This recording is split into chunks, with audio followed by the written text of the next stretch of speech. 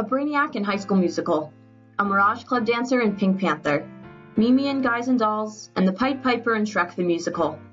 These are just a few of the many roles I got the pleasure of portraying throughout my high school drama career. Like many others, I found a love and passion for the arts during my primary education years, and was certain to get involved in any and all opportunities offered at my school. These experiences shaped me in more ways than I can count. Not just a fun pastime, the performing arts led me to many great lessons and friends along the way. I learned time management skills, professionalism, and what it means to be part of a team. So with all these positives associated with performing arts in schools, why are their funds being cut? Funding for the arts in schools is in jeopardy and needs to be saved because of the crucial benefits they provide to youths and teens. I'm going to show you why performing arts in schools is so beneficial to the students who are involved with it, and tell you what you can do to help combat these cuts being made. But to begin, let's first look at why exactly funding for the performing arts is in trouble. The number one culprit of performance arts being put in jeopardy can be traced to budget cuts being made by the government, particularly those being made by the new administration that has recently taken office.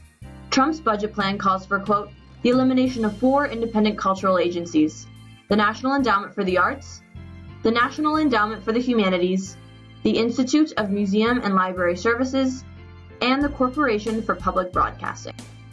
And when I say elimination, I mean the complete elimination of spending. This means smaller state and local arts groups will be affected the most, as they operate and depend on funding from these larger agencies. According to the National Endowment for the Arts website, the group describes themselves as, quote, an independent federal agency whose funding and support allows Americans to participate in the arts, exercise their imaginations, and develop their creative capacities. Arts and cultural leaders have been fighting this battle for decades, but with these new proposed budget cuts, the futures of their programs hang on by a thread because without funding, programs within schools cannot be implemented. New York City is one of the many places where funding for arts education is in dire need of a boost. Supplying full-time, state-certified art teachers to schools that do not currently have one would cost roughly $26 million, representing about a tenth of the penny for every dollar spent by the education department. School districts are viewing the arts, both visual and performing, as non-essential subjects, according to an article by the New York Times. Therefore, their funding is often the first to get cut. One of the toughest things is explaining to political leaders the why.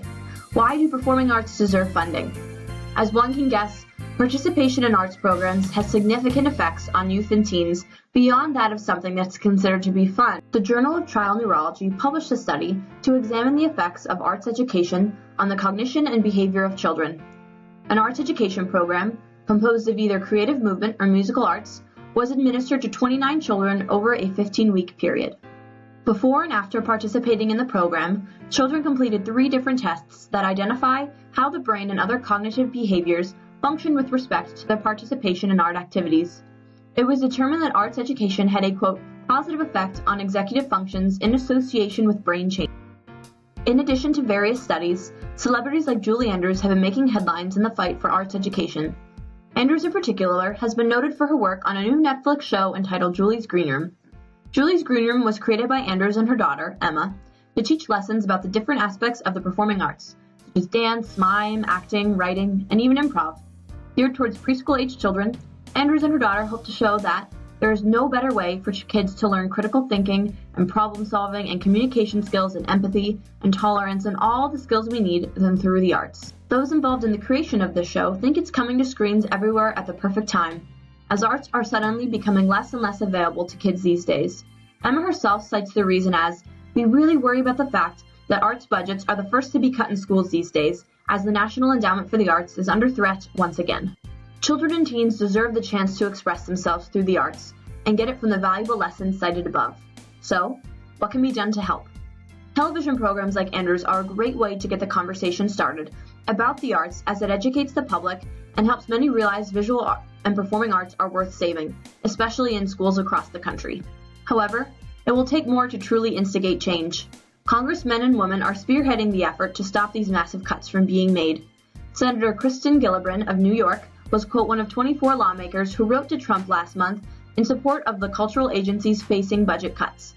Gillibrand cites the budget proposal as a huge and irresponsible mistake with massive consequences. Case studies conducted in different cities across the country have proven to be successful in gathering information about the best possible way to get funders and policymakers notified about the issues, so grants can be written and legislation can be proposed to fix the problem. A term known as case-making was used in these case studies, the process of, quote, building an argument for why a school district or other organization should provide or support arts education helps decision makers get on board for supporting arts education, as things like goals and success stories were discussed as very strong benefits.